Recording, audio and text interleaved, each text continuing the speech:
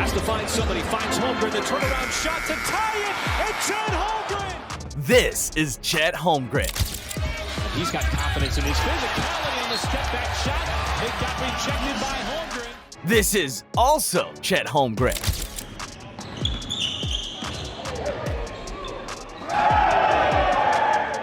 Yes, this is, yet again, Chet Holmgren. This 7-foot-plus freak of nature has been playing basketball at an elite level and is currently #1 in the Rookie of the Year race. But he's somehow still underrated. While the cameras have been focused on a certain French alien, Holmgren has kinda gone under the radar. But you don't have to listen to us. Where do you go if you're looking for a valid opinion about a 7-foot unicorn? A more successful 7-foot unicorn. He's gonna be a problem too. Having the opportunity to be in the gym with Chet, he got a natural feel, and he love to play, he compete, he want to get better. You know, he want to soak up information from guys that experience more than he has. You know, so Kevin Durant and Chet have a lot in common. They are both tall, agile, and slim, with exceptional shooting and defensive abilities. And they were both drafted by the OKC Thunder. So if there's anyone that knows what he's talking about when it comes to Chet, it's KD. But if you're still not convinced, just keep watching, and we're gonna show you exactly why KD was right about Chet. Chet was a 5-star recruit and the #1 prospect entering into the 2022 NBA draft. Lengthy, versatile, skilled shooter, elite defender. He was basically the KD of the 2022 draft. The young center was eventually selected #2 overall by the Oklahoma City Thunder. And the kid was ready to take the NBA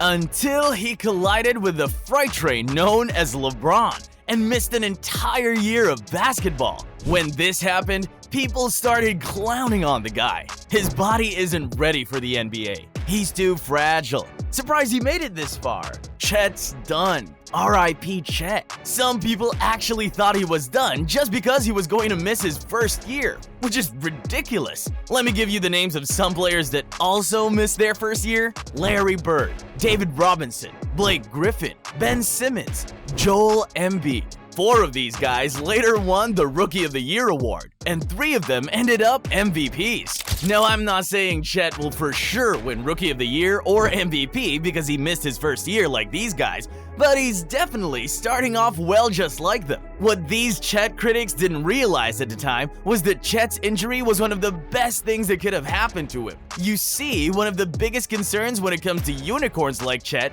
is how skinny they are relative to their massive height. The taller and skinnier you are, the higher your potential for injuries.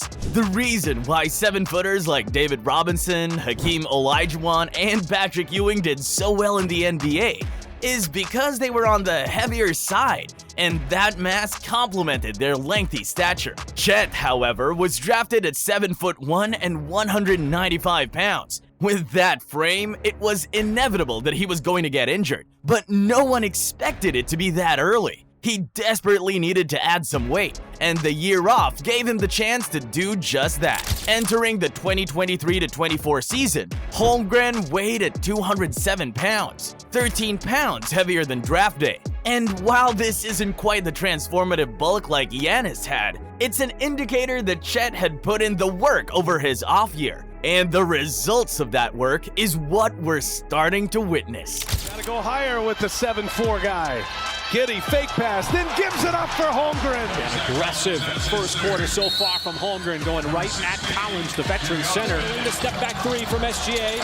Hits the heel with an offensive rebound. Holmgren, left hand. The young OKC Thunder center is having a monstrous season so far. Just 9 games into his career, and he has already notched a 36-point double-double with 2 steals and 2 blocks. This man is balling out of his mind, and doing it on insane efficiency too. 17 points per game, 56.5% from the field, 46% from 3, 90.7% from the line. If he keeps this up throughout the season, he could very well join the elusive 50-40-90 club. There are only 9 players in history of the NBA that have ever been part of the club, and at this rate, Chet might just be the 10th. Are you talking about like 40%? Is it like, because you can, there's goals within shooting. Like I want to, knock down. I think I can be a 50, 40, 90 player. Okay, that's what There we go. That's what I want to hear. With the efficiency he's showing right now, he may actually pull it off. And if he does, he'll be the first ever rookie to join the club. Now, imagine what this would do to his Rookie of the Year case. When talking about the Rookie of the Year award, only 2 players came to mind: Wembanyama and Holmgren. Of course, the clear favorite to take home the award is Victor Wembanyama,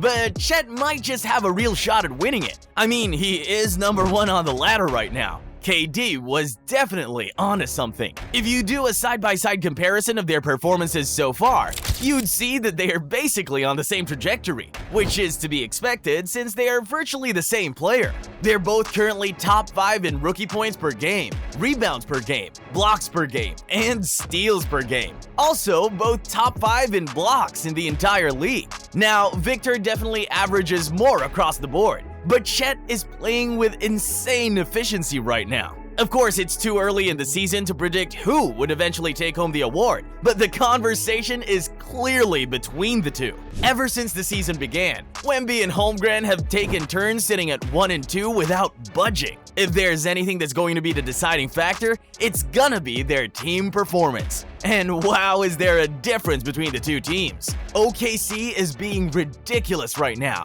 5th in the league in points per game, 2nd in field goal percentage, 3rd in defense. This team is insane.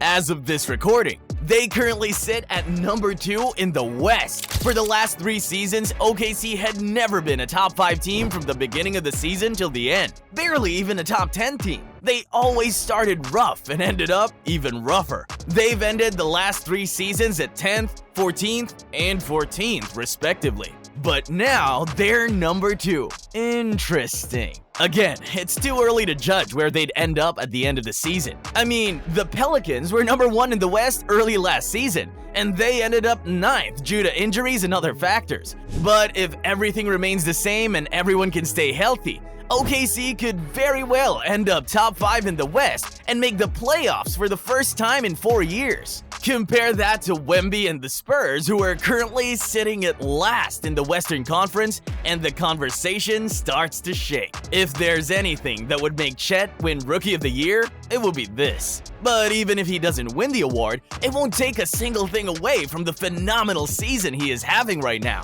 He has already exceeded the expectations most people had for him, and is currently one of the best young centers in the league. The more you see of him, the more you start to think, maybe KD was right about this kid. Offensively, he's a beast. Scoring at all 3 levels with that kind of efficiency is no easy feat. And he's no slouch on defense either. Far from it. He's currently averaging more blocks than former Depoys Rudy Gobert and Jaren Jackson Jr.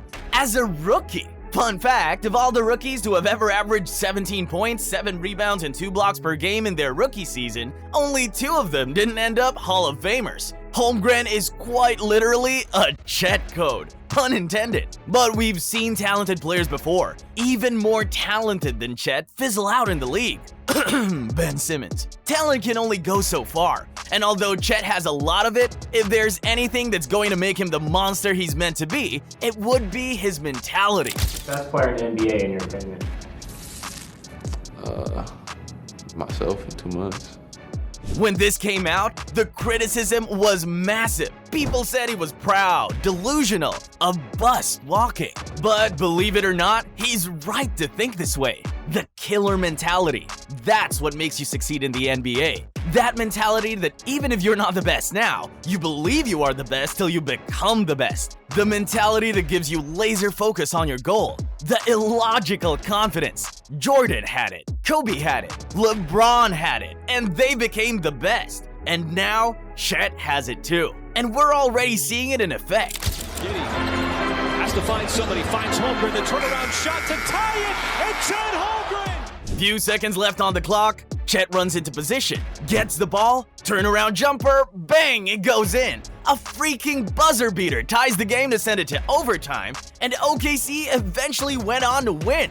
Every NBA player knows how to play, but very few know how to win. And Holmgren is shaping up to be one of those few. Chet has everything he needs to succeed. The skills, the team, the IQ, the mindset. And he's already utilizing all these factors to the fullest. He's already becoming a problem. If he continues this way, he's definitely going to be more than a problem. For now, it's safe to say KD was right about Chet Holmgren. It's left for the NBA to listen.